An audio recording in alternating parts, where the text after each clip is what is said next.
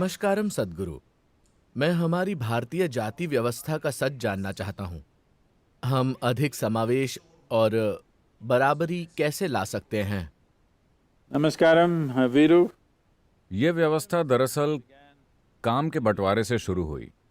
एक समाज में काम करने के लिए ये जरूरी है कि आबादी में एक खास तादाद में लोग अलग अलग कौशल और कारीगरी करें। कोई प्रशासन का ध्यान रखे, कोई समाज के लिए शिक्षा और आध्यात्मिक प्रक्रिया को देखे। इस तरह उन्होंने 4 मूलभूत विभाजन किए। समय के साथ वो और बंटते गए।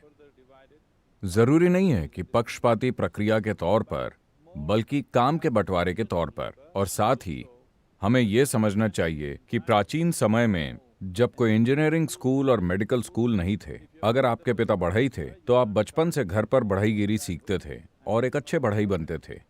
तो जाति व्यवस्था को कायम रखते हुए कौशल को पीढ़ी दर पीढ़ी आगे बढ़ाया जाता था।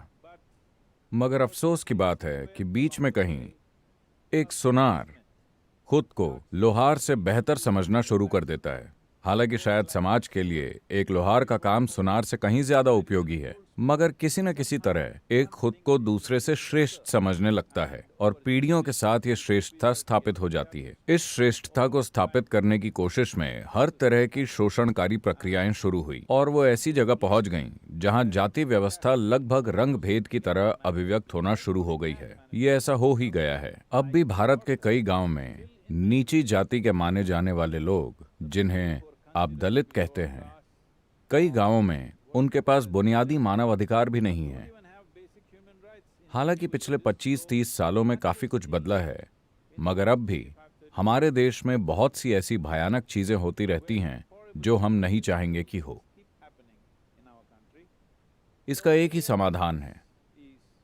पहली बात, यह व्यवस्था आज के समय में प्रासंगिक नहीं है, क्योंकि कौशल को कई तरीकों से लोगों तक पहुंचाया जा सकता है। हमारे पास एजुकेशनल इंस्टीट्यूशंस हैं, टेक्नोलॉजिकल इंस्टीट्यूशंस हैं, इसलिए अब ऐसा नहीं कि कौशल सिर्फ परिवार के अंदर ही आगे बढ़े। But there is one context that is of social security. मगर एक संदर्भ अब भी है और वो है सामाजिक सुरक्षा। लोग अपने वर्ग और जाति का ध्यान रखते हैं। वो हमेशा अपनी जाति के लोगों की मुसीबत में मदद करते हैं। इस तरह की सामाजिक सुरक्षा मौजूद है। तो ये बहुत महत्वपूर्ण है कि हम एक राष्ट्रव्यापी सामाजिक सुरक्षा प्रणाली लाएं और ऐसी शिक्षा व्यवस्था बनाएं जो हर किसी की क्षमता के मुताबिक उन्हें कौशल प्रदान करे। ऐसा होने पर मेरे ख्याल से जाति व्यवस्था अपने आप खत्म हो जाएगी। Press the bell icon on the YouTube app and never miss another update.